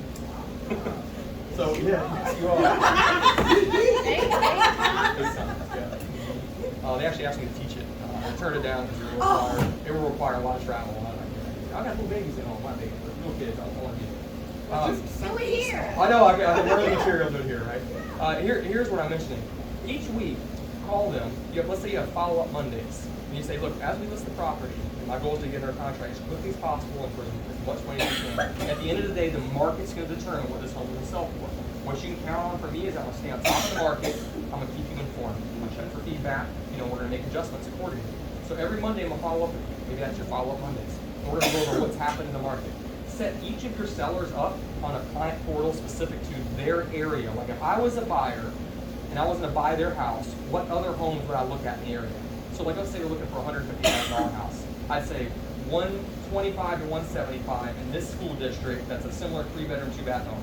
I'd set that criteria for my seller, and I would do active, under contract, and sold. That way they're seeing if homes are selling before theirs are, and they're calling you saying, I guess we need to adjust the price. Like I can't believe they did it, but I guess we need to adjust the price, right? So you're calling on Monday and you say, all right, the home hasn't gone under contract yet, so this week I'm gonna do an open house. And we're gonna see what kind of traffic we're getting. I'm gonna do, balloons, signs all up and down the street. I'm gonna let the neighbors know we're gonna do an open house. Okay, then Monday, like, okay, we held the open house. We only had 4 people that came through. It didn't go under contract yet. Okay, this week I'm gonna identify a likely move-up neighborhood, maybe an area where there's renters, or this is a $250,000 house, maybe the $150,000 houses, 175, and I'm gonna reach out to those potential potential buyers, and let them know that your home is on the market, right? You might be thinking, how do I get that information? You can get email addresses, phone numbers, it could be letters that you send, handwritten notes. Figure it out. There's lots of apps where you can get this information. We talked about that last time, okay? But reach out to them. Okay, week 3, they're like, okay, what are you doing? And you call them, like, yeah, no, we haven't got under contract yet. We had a few people respond from that likely neighborhood, but nobody bought it yet. This week, I'm gonna do something called reverse prospecting for you, okay? Reverse prospecting, if you don't know what it is, you go on the MLS, and pretty much all MLSs, especially the matrix-based ones, you can run a search to see what agents have buyers that are looking for a home that matches your listing. I'll say that again. You can run a search, see what agents have gateways, portals set up for their clients that match your listing, okay? Now you don't get the buyer's contact information, you get the agent that says, Vanita, it looks like Vanita has buyer number 123456 that matches your listings criteria. So you would reach out to Vanita and say, hey, just had a home hit the market, don't know if you've seen it yet, beautifully maintained, they're ready to move, they're motivated, you should bring it looks like you have a buyer, I don't know who it is, but this is where it is, and Vanita say, yeah, I actually do have a buyer, it's so strange, how do you know that, right? You're like, I got MLS, I'll show you how to do it. It's not complicated. What I'm getting at is you're keeping your sellers happy long enough to get it home sold, because it may not take 1 week or 2 weeks. Once you get to week 4 or 5, just rinse and repeat, find something you ever need to do. Are you guys tracking with me? Oh, I did. Yep, you remember. Right here. Yep. There's a lag point between when they realize the market's changed and when buyers realize it first, sellers realize it later. Sellers are hanging on to what happened yesterday, 5 days, multiple offers above list price. Buyers are like, I don't like where this market's heading, I'm not paying full price. It takes the sellers a little while to realize that. You guys follow me? Okay, price reductions. I would start building this in. If they want to price it too high, put it in the agreement that says, okay, if we get to 14 days, like this price is a little higher than what the market's suggesting. If we get to 14 days, we're agreeing to adjust the price from 200 to 195, right? They say yes, they agree. Write it in that contract. All parties agree that if the home's not under contract, by 14 days from listing date, we agree to adjust the price to 195. That way they don't have amnesia about the conversation we had. Days on market, the cadence of weekly feedback, rule of thumbs I'm showing about offers. We talked about all that. Okay, all right, guys, look at your piece of paper. You didn't come here to be entertained. You came here to drive yourself forward today. What did you hear, and what are you going to do? What was up?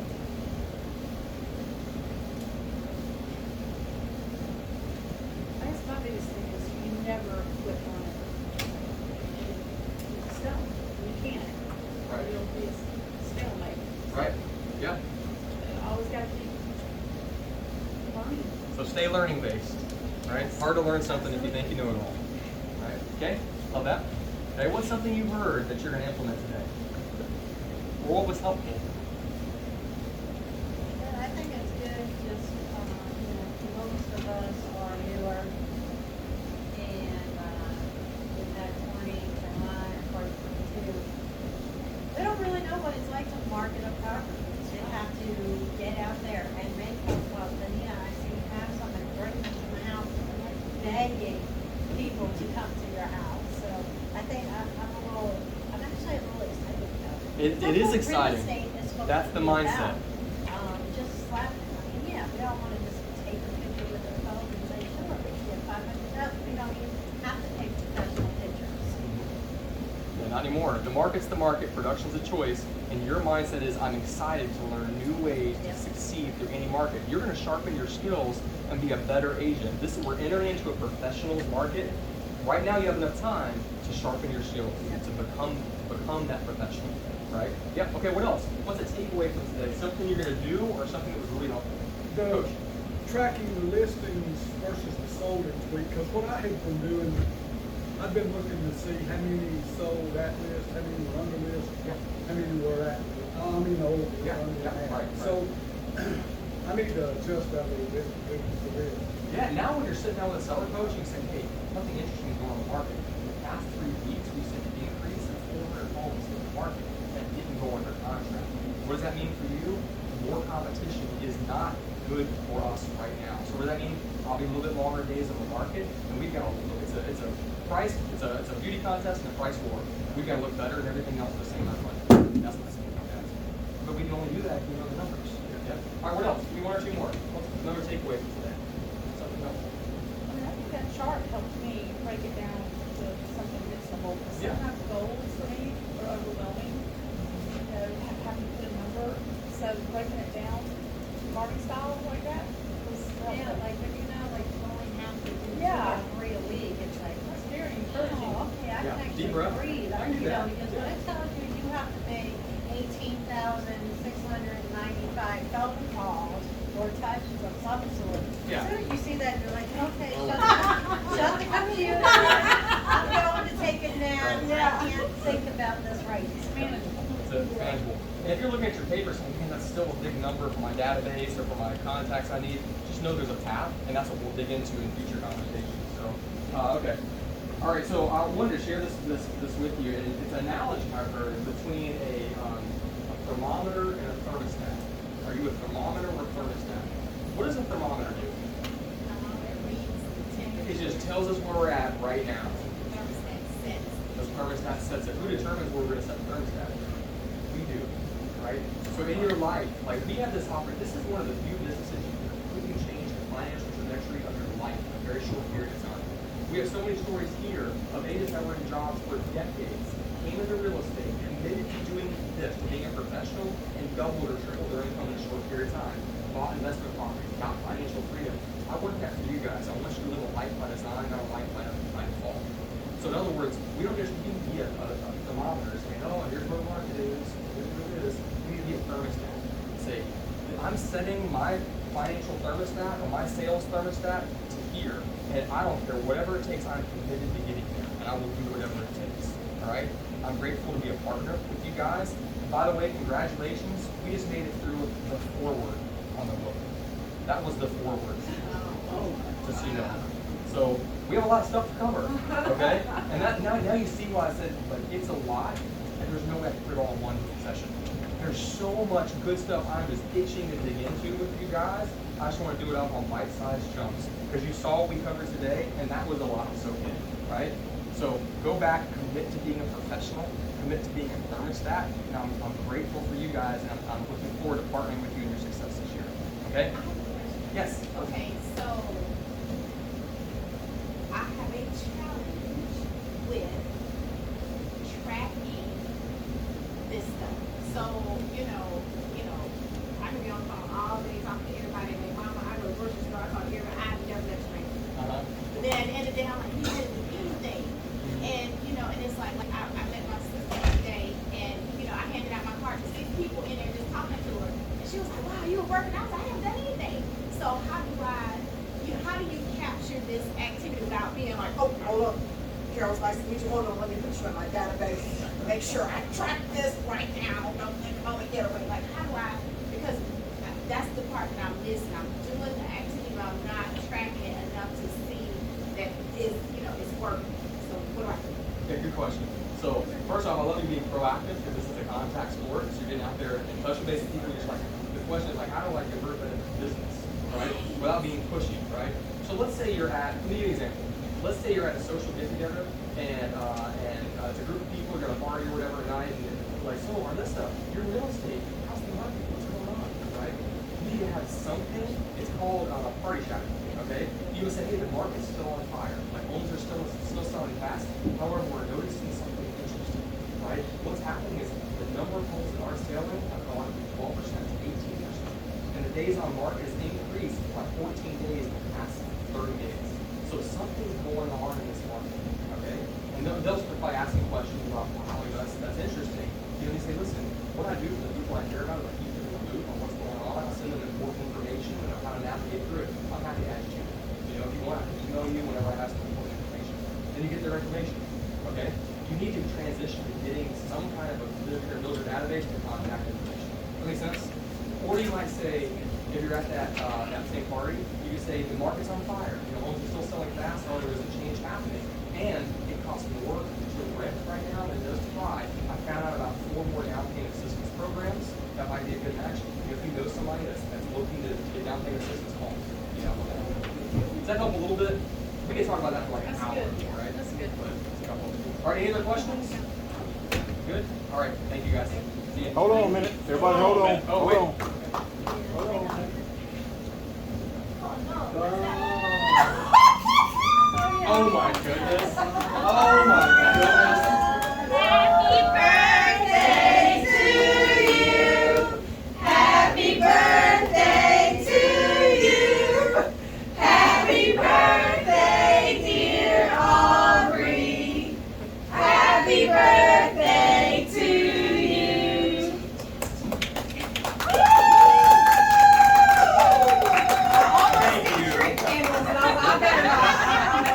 You guys, where did you get these pictures? That is hilarious.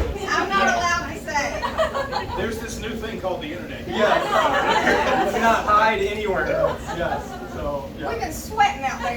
my goodness. I've been waiting on you to say, was this helpful today, guys? That's what I've been waiting on. Oh my goodness. And you like took over the screen too. How did you do that? Oh, okay. I am so impressed. Thank you. This means the world to me that you guys took a moment to do that. So thank you guys. Please have some cake. I can't eat it all. I turned 30. No, I'm just kidding. I'm 42. Thank you guys. I appreciate it. The cake will be downstairs Yeah, at the agent services. we're gonna take it downstairs. There's plates down there and, yeah. Take it. There's plenty.